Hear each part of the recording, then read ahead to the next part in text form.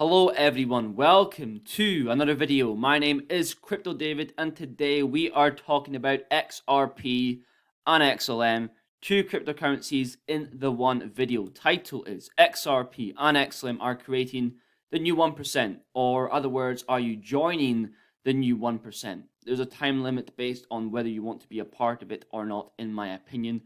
The case can end any day now. I think these two assets will pump together. I'm even seeing tweets now on Twitter where people think the price is not going to move after the lawsuit. I think that is ludicrous. We will see movement, even if it is only to all-time high. That is my lowest low expectation. It's still movement and still crazy gains if you've been accumulating at these lower positions, but I have way higher price predictions than that. Also, we're going to go to the top 1% of XRP, see how much it costs in dollar value to be in the top 1%, and also we're going to go in the top 1% of life, because we have here, this is my channel, my top geographies. Top number one position is the US, so we're going to put in the dollar value. If you're from the UK, you probably know roughly how to convert it off the top of your head. Age-wise, the top age we have on the channel is 35 to 44, and then we have 45 to 54. Look at that, 13 to 70 years old, 0%, 0%, not even 0.1. That is crazy. That is blowing my mind. So we've got a lot to talk about in today's video, so make sure to stick around to the end. So without further ado, here we go. Okay, make sure you're active in the community section and you have notification bell on, because soon I will be releasing a Discord or Telegram or something of sorts. And here in the community section, ask the question, we'll go over this later on in the video. If I offered you a briefcase with $3 million, would you accept the amount and sell all of your cryptocurrency on the condition you can never invest in crypto again? I'm quite surprised the result. The highest option is yes. I would say no. I'm going to go on that later on in the video. But right now, to be in the top 1% of XRP holders, you need 62,300 XRP. That in the dollar value is 28,500. I'm pretty surprised. I thought, obviously that's a lot of money. I'm not denying that. But I thought it'd be a lot more to be in the top 1% of XRP holders. I thought it'd be 6 digits. Because when you ask someone, what cryptocurrencies do you know? I think in order it would be Bitcoin, ETH, and XRP, the third most popular cryptocurrency. And considering the market cap of cryptocurrency is around 900 bill now, 928 bill. That is pretty crazy. Now the top 1% of life is vastly different. Top 1% net worth, so net worth is your total assets minus your debt.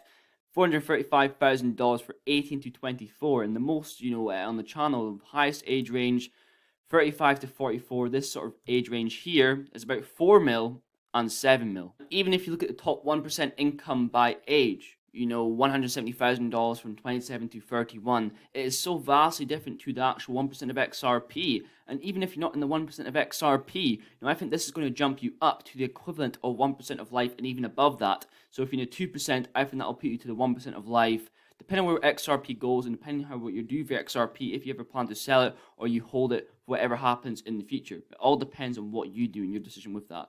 Also, there's a very good point I want to go over here with Black Swan Capitalist.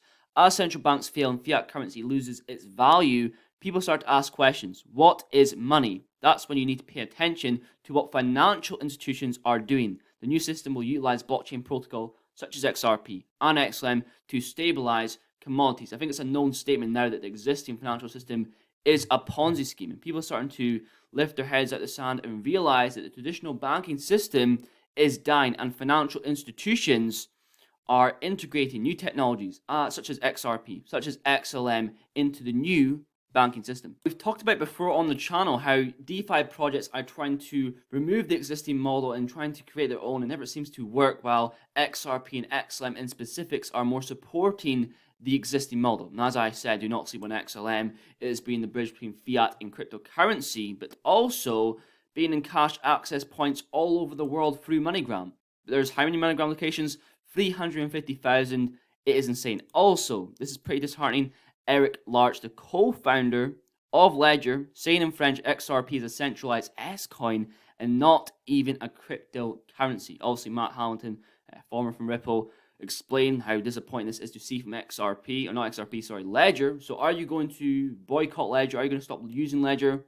Probably not, but that's another reason to use the Decent wallet. Discount links are down below. Huge discount on your Decent wallet. Also, something very interesting they're doing right now. They're doing a giveaway. So if you buy a wallet, you actually get some Tezos. Now, to be perfectly transparent and clear, I've never bought Tezos in my life. I've always heard about the cryptocurrency. But if you buy it, you get 10 Tezos with your wallet. So we're at $1 right now. But if we were somehow to go back to all-time high prices, you pretty much nearly make back how much money you spent on the decent wallet. So very interesting. Check the links down below. If you buy 2, you get double the price. And if you want to actually claim it, go on to submit reward claim form. Also, we have here article first. Ripple's director of engineering leaves the firm as XRP turns 10 years old. Ripple's chief engineer announced over the weekend that he is leaving the company to chart new horizons, which he chose not to reveal. We have David Schwartz here explaining the whole situation, that he's sad to see him go, doesn't want to hold him back, and is happy to see him grow. And people have stated below that he's now realized that Ripple or XRP is somehow a scam, but the guy's been there for 10 years. I think he can leave when he wants to, when he has other ambitions. Also, Blockworks, the UK's new Prime Minister, is bullish on crypto. Now, your opinions, if you're from the UK, on Rishi regardless,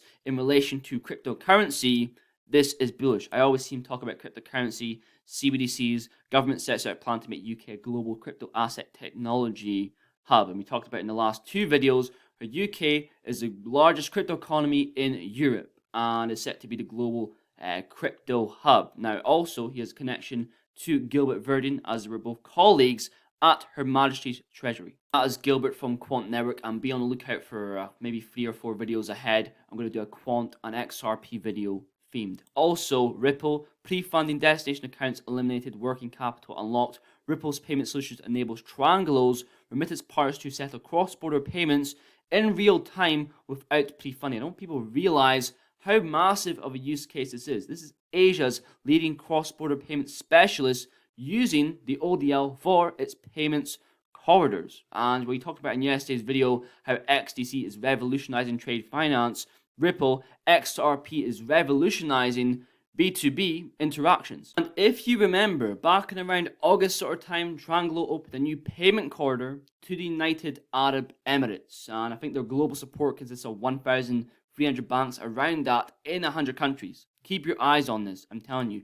Also, going to give you guys a little video from your bro Quincy. This is back in 2021. But what he says within this video is timeless.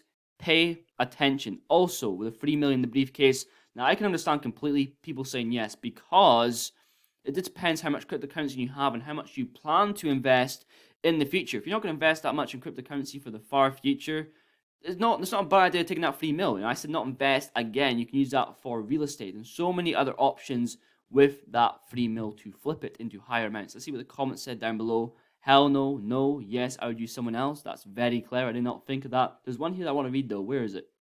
Yes, my future portfolio is worth 10x that. Know what you hold. Even if your amount now compared to the dollar, the pound, your Australian dollar, whatever it is, compared to that value is not much.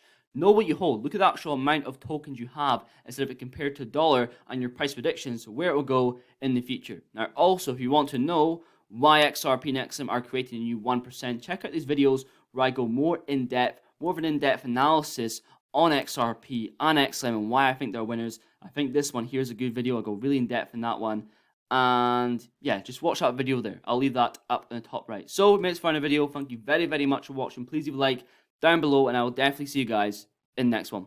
It's going to be more for really everybody else. And I think they're going to do the exact same things that XRP is going to do it for the banks, and XLM is going to do it for just peer-to-peer payments.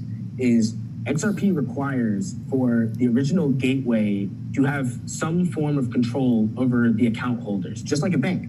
Just like a bank. If you open up an account if you open up a bank account, that account isn't necessarily separate from the bank. It's entirely under the control of the bank.